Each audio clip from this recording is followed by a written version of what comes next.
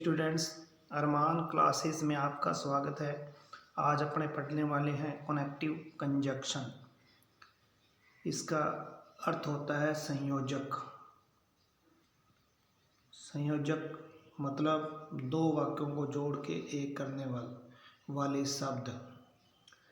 तो इसमें सबसे पहले अपने देखते हैं बोथ एंड को।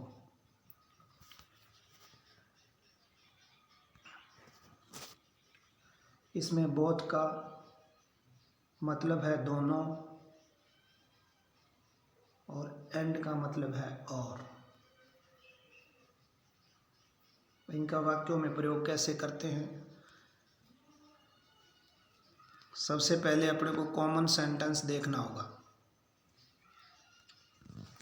जैसे इसमें Ramesh is a teacher, he is a poet. Ramesh एक अध्यापक है, वह एक कवि है। यानी रमेश जो है वो अध्यापक भी है और कवि भी है। तो इसमें कॉमन देखना है। कॉमन है रमेश इज और ही इज। रमेश के लिए ही आया है, रमेश के लिए ही आया है, इसलिए रमेश इज। और रमेश का जो प्रोनाउन है ही, दोनों कॉमन है, रमेश इज ही इज। जितना सेंटेंस कॉमन है उसको एक बार लिखना है। तो रमेश इज। हाँ, इसमें एक बात और ध्यान रखनी है कि यदि आर्टिकल दिया हो तो उसको अपने कॉमन में नहीं मानेंगे, वो कॉमन में नहीं आएगा। आर्टिकल को ऑब्जेक्ट के साथ ही रखना है। रमेश इज, जितना कॉमन है उसको एक बार लिखना है, उसके बाद लगाना है बोथ। तो पहले बोथ का प्रयोग किया, रमेश इज बोथ। पहला जो वाक्य है उसका जो पार्ट कॉमन नहीं है, यानी ए टीचर जो शेष बचा है उसको पहले लिखना है, उसके बाद एंड का प्रयोग करना है, और फिर जो दूसरा सेंटेंस है उसका जो बचा हुआ पार्ट है वो लिख देना है, ए पोएट।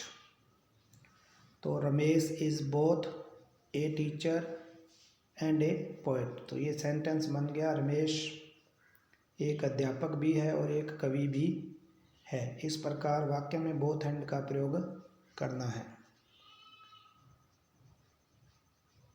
तो इसमें दो प्रकार के सेंटेंस आते हैं। दूसरे प्रकार का जो सेंटेंस है वो है Ram is a teacher, Shyam is a teacher.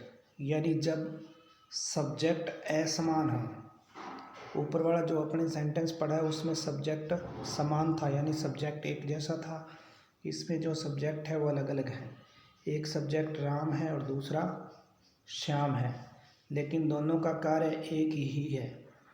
Ram is a teacher, Shyam is a teacher, दोनों अध्यापक हैं। तो यदि सब्जेक्ट अनकॉमन होता है, असमान होता है, तो अपने बोथ एंड में बोथ को पहले लिखना है।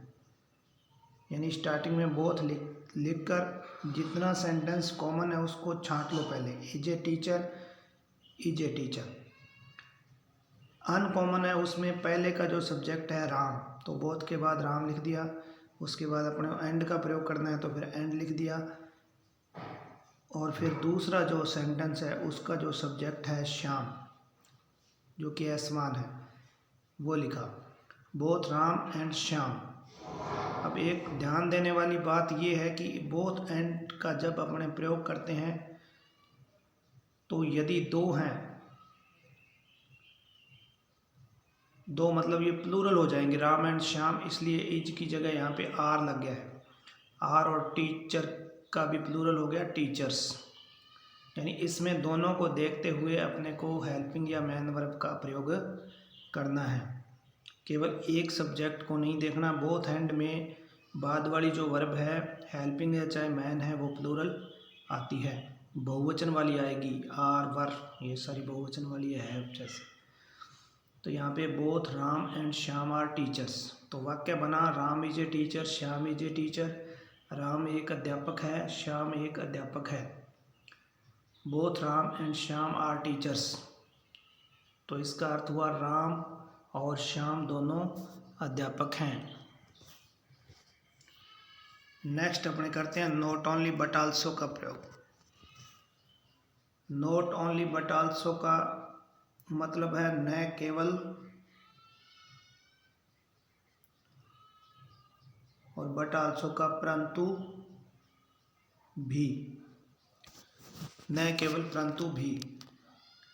अब इसका भी प्रयोग उसी प्रकार करना है। Kalidas was a poet, he was a dramatist. अब इसके अंदर कॉमन जो सेंटेंस है वो है कालिदास वाज और ही वाज। पहले वाक्य में जैसे आपको बताया था कालिदास के लिए ही आया, इसलिए इसको कॉमन माना जाएगा। कालिदास वाज, ही वाज, इतना सेंटेंस कॉमन है, तो कॉमन सेंटेंस को पहले लिख लो कालिदास वाज। उसके बाद अपने को पहले लिखना है नॉट ओनली। वाक्य बन गया कालिदास वाज नॉट ओनली। अब जो अनकॉमन है, असमान वाक्य है, वो है ए पोएट और ए ड्रामाटिस्ट। तो नॉट ओनली के बाद अपने को पहले लिखना है ए पोएट, फिर अपने यूज करना है बट आल्सो का, तो उसके बाद लिख लिया बट आल्सो। और उसके बाद जो अनकॉमन है ए ड्रामाटिस्ट, वो लिख देना है। यानी Kalidas was not only A poet but also a dramatist. तो पहला सेंटेंस है Kalidas was a poet, Kalidas एक कवि थे। ही वाज ए ड्रामाटिस्ट, वो एक नाटककार थे। दूसरा जो सेंटेंस बना है Kalidas was not only A poet, Kalidas न केवल एक कवि थे बट ऑल्सो ए ड्रामाटिस्ट, वो एक नाटककार भी थे। इस प्रकार जिस प्रकार बोथ एंड का प्रयोग किया वैसे इसका प्रयोग हुआ नॉट ओनली बट आल्सो का। इसमें भी दूसरे प्रकार का यदि सेंटेंस आ जाए तो उसमें इसका प्रयोग नॉट ओनली बट आल्सो का कैसे करना है। जब सब्जेक्ट असमान हो, तो इसमें सब्जेक्ट है सुमन और Rita. Suman reads a story, Rita reads a story, दोनों कहानियाँ पढ़ती है। सुमन कहानी पढ़ती है, रीटा कहानी पढ़ती है। तो इसमें जब सब्जेक्ट असमान हो तो अपने को नॉट ओनली पहले लिखना है, नॉट ओनली सुमन, फिर अपने को यूज करना है नॉट ओनली के साथ बट आल्सो रीटा। यानी जो सब्जेक्ट असमान है, नॉट ओनली के बाद पहला असमान सब्जेक्ट और बट आल्सो के बाद दूसरा असमान सब्जेक्ट। ये दोनों लिखने के बाद जितना कॉमन है reads a story, reads a story, common मतलब एक जैसा, तो रीड्स ए स्टोरी उसके बाद लिख देना है। यानी जो सेंटेंस कॉमन है उसको लास्ट में लिख देना है। सेंटेंस है सुमन रीड्स ए स्टोरी, सुमन एक कहानी पढ़ती है। Rita reads a story, Rita एक कहानी पढ़ती है। तो नीचे बन गया not only Suman but also Rita reads a story, न केवल सुमन परंतु रीटा भी एक स्टोरी पढ़ती है। तो इस प्रकार आप इनको हल कर सकते हो। पैटर्न सेम है नॉट ओनली बट आल्सो का और बोथ एंड का, लेकिन बोथ एंड में जो वर्ब लगती है, जैसे यहाँ पे रीड्स लगा है, यहाँ पे वर्ब प्लूरल लगेगी, और इसमें जो वर्ब्स लगती है वो द्वितीय जो सब्जेक्ट है, दूसरा जो सब्जेक्ट होता है, जैसे रीटा के हिसाब से यहाँ पे रीड्स लग गया है। नेक्स्ट देखते हैं आइदर और। इसका मतलब हो गया या तो या तो और या, यानी दोनों में से कोई एक, दोनों में से कोई एक। My sister likes mango, she likes orange. तो इसके अंदर जो सब्जेक्ट है वो है माई सिस्टर। तो इसमें जो कॉमन है वो अपने को देखना है, my sister likes, she likes, ये कॉमन है। माई सिस्टर लाइक्स और माई सिस्टर के लिए ही ध्यान रखना है कि सी आया है तो सी लाइक्स, ये कॉमन हो गया। कॉमन सेंटेंस क्योंकि आगे है तो इसको पहले लिखना है। माई सिस्टर लाइक्स कॉमन अपने लिख लिया है। अब अपने को अनकॉमन देखना। अनकॉमन एक है मैंगो और एक है ऑरेंज। मैंगो से पहले अपने को आइदर का प्रयोग करना है और ऑरेंज से पहले और का। अब अपने लिख लेते हैं my sister either, my sister likes either mango लिख लिया, और ऑरेंज लिख लिया। तो माई सिस्टर लाइक्स मैंगो, मेरी बहन आम पसंद करती है। सी लाइक्स ऑरेंज, उसे संतरे पसंद हैं। तो इसका अर्थ बनेगा माई सिस्टर लाइक्स आइदर मैंगो और ऑरेंज, कि मेरी बहन को या तो आम पसंद हैं या संतरे पसंद हैं, यानी दोनों में से कोई एक। आइदर और का प्रयोग दो में से एक का चुनाव करने के लिए होता है। इसका दूसरे प्रकार का सेंटेंस है जिसमें सब्जेक्ट असमान हो। अब इसमें सब्जेक्ट ही है और इसमें सब्जेक्ट है सी, यानी ही सिंग्स ए सॉन्ग और सी सिंग्स ए सॉन्ग। वह गीत गाता है और वह गीत गाती है। तो इस प्रकार का यदि सेंटेंस आता है तो इसमें आइदर और का प्रयोग पहले होगा। जैसे पहले अपने को लिखना आइदर, उसके बाद पहला ही, यानी पहला जो सेंटेंस है उसका सब्जेक्ट लिख दिया असमान जो है आइदर ही, फिर अपने को लगाना है आइदर के साथ वाला और फिर अपने को लिखना है सी, और उसके बाद जितना वाक्य समान है, एक जैसा है, उसको लिख देना है। सिंग से सॉन्ग, तो अपने लिख दिया सिंग से सॉन्ग। अब सेंटेंस बन गया he sings a song, she sings a song. इसका अर्थ हो गया कि वह गीत गाता है और वह गीत गाती है। आइदर और का प्रयोग करने के बाद वाक्य बना आइदर ही और सी सिंग्स ए सॉन्ग, या तो वह और या वह गीत गाती है, यानी दोनों में से कोई एक गीत गाता है या गाती है, यानी दो में से एक का चुनाव करने के लिए आइदर और का प्रयोग होता है। नेक्स्ट अपने करते हैं नाइदर नॉर का। नाइदर नॉर का अर्थ होता है न तो न तो और न। इसका मतलब दोनों में से कोई भी नहीं, दोनों में से कोई नहीं, दोनों में से कोई नहीं।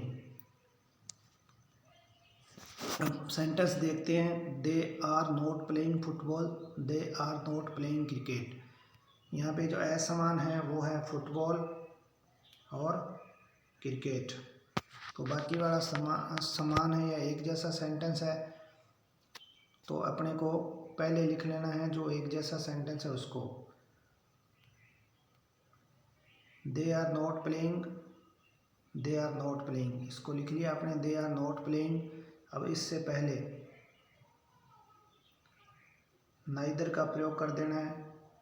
दे are not playing neither football, और इससे पहले कर देना है नॉर का, नॉर क्रिकेट, यहाँ पे cricket. They are playing neither football nor cricket. हाँ, एक बात ध्यान रखनी है इसमें कि जो कॉमन सेंटेंस होगा उसमें नोट अपने को हटाना पड़ेगा। जो कॉमन सेंटेंस है उसमें सबसे पहले काम ये करना है कि नोट हटा देना है और बाकी कॉमन अपने को लिखना है। नाइदर नॉर में नोट आता ही है क्योंकि इसका मतलब न तो न है, उस नोट को अपने को हटाना होगा। और बाकी दूसरी बात इसमें यह भी है कि अगर डज नोट आए तो डज और नोट दोनों हटेंगे। डू नोट आए तो डू और नोट दोनों हटेंगे, और डिड नोट आए तो डिड और नोट दोनों हटेंगे। यानी डज नोट में डज नोट हट जाएगा, डू नोट में डू नोट हट जाएगा, और डिड नोट में डिड नोट हट जाएगा। बाकी में सिर्फ नोट हटाना है। तो they are playing neither football nor cricket. वे न तो फुटबॉल खेल रहे हैं और न ही क्रिकेट खेल रहे हैं, यानी दोनों में से कुछ भी नहीं खेल रहे। नेक्स्ट सेंटेंस है Sita does not play chess, Meena does not play chess. तो सीता और मीना दोनों असमान सब्जेक्ट हैं। सीता और मीना दोनों असमान सब्जेक्ट हैं। अब अपने को इसके अंदर हटाना क्या है? इसके अंदर हटाना है डज नॉट। ये डज नॉट हटा दिया और इसमें भी डज नॉट हटा दिया। जब डज नॉट हट गया तो प्ले के साथ अपने को एस लगाना पड़ेगा, इस प्ले के साथ भी एस लगाना पड़ेगा। अब देखना है कि जो कॉमन सेंटेंस है वो है प्ले चेस प्लेज चेस, यानी Sita does not play chess और Meena does not play chess में अनकॉमन हो गया है समान जो सब्जेक्ट है वो है सीता और मीना, क्योंकि असमान जो सब्जेक्ट है वो आगे हैं इसलिए अपने को नाइदर का प्रयोग करना है। पहले नाइदर, पहले लिखा सीता, फिर नोर, फिर लिखा मीना। नाइदर सीता नोर मीना। अब जो आपने वाक्य बनाया प्ले चेस, जो समान है एक जैसा है, वो प्ले चेस अपने को उसके बाद में लिख देना है, उसको लिखना है एक बार। नाइदर सीता, न तो सीता और न मीना दोनों में से कोई भी शतरंज नहीं खेलती हैं। अब अपने देखते हैं सो दैट का प्रयोग। सो का मतलब होगा इसलिए और दैट का मतलब है कि। सेंटेंस है he is very weak he can not walk, तो इसमें अपने को कुछ नहीं करना, सिर्फ एक वीक को हटा के उसकी जगह सो का प्रयोग करना है। और जो पहला सेंटेंस यहाँ पे समाप्त हो रहा है, यहाँ पे ख़त्म हो रहा है ही इज़ वेरी वीक के बाद में फुल स्टॉप है, इसकी जगह अपने को लगा देना है दैट। बाकी सेंटेंस सेम लिख देना है। He is very weak he can not walk, वह बहुत ही कमज़ोर है, वह चल नहीं सकता। तो सो दैट के प्रयोग के बाद he is so weak that he can not walk, वह बहुत ही कमज़ोर है, वह चल नहीं सकता। अर्थ दोनों का एक ही है, लेकिन सो का प्रयोग करने के लिए वेरी को हटा के उसकी जगह सो लिखना है और दोनों सेंटेंस के बीच में दैट का प्रयोग करते हुए पुनः लिख देना है। दूसरा इसका सेंटेंस है, ये टू दिया हो उसमें सो दैट का प्रयोग कैसे करना है। जैसे इसमें टू और टू दे रखा है, इसमें अपने को सो दैट का प्रयोग करना है। अपने को करना है सो और दैट का प्रयोग। तो पहले अपने देखेंगे कि जो टू है इसकी जगह अपने को सो लिखना है, और दूसरा जो टू दे रखा है इसकी जगह अपने को दैट लगाना है। दैट लगाने के बाद अपने को देखना है इसका सब्जेक्ट है द पेशेंट, पेशेंट की जगह यहाँ पे ही आ जाएगा, पेशेंट के लिए यहाँ पे आ गया ही। और फिर अपने को देखना है जैसे यहाँ पे इज लगा हुआ है, इज हो तो कैन नॉट लगाना है, यदि वाज हो या वर हो तो कुड नॉट लगाना है। ये ध्यान रखना है, इज है तो यहाँ पे लग जाएगा कैन नॉट, और ये यहाँ पे वाज दिया हो तो यहाँ पे लग जाएगा कुड नॉट। तो सेंटेंस बन गया the patient is too weak to sit, रोगी इतना कमज़ोर है कि वह बैठ नहीं सकता। अर्थ दोनों का सेम ही है, the patient is so weak that he can not sit, रोगी बहुत ही कमज़ोर है कि वह बैठ नहीं सकता। तो इस प्रकार अपने टू की जगह सो दैट का प्रयोग करेंगे। नेक्स्ट अपने देखते हैं टू का प्रयोग सी इज, यानी सो दैट की जगह इसका प्रयोग होगा। इसमें सो और दैट देखना है अपने को। She is so poor that she can not pay her fees, वह इतनी गरीब है कि वह अपनी फीस अदा नहीं कर सकती। तो इसके लिए अपने को सो की जगह टू लिख देना है, सो की जगह लिखना है टू। अब दैट सी कैन नॉट, इतना दैट से लेके और सब्जेक्ट प्लस कैन नॉट या कुड नॉट, इसमें that plus subject plus can या कुड प्लस नॉट, इतना दैट सी कैन नॉट, इतना सेंटेंस हटा के इसकी जगह टू लगाना है, इसकी जगह सिर्फ लगेगा too. She is too poor, वह बहुत ही गरीब है, टू पे हर फीस, कि वह अपनी फीस अदा नहीं कर सकती। यदि आपको वीडियो अच्छा लगा तो इसको शेयर करें।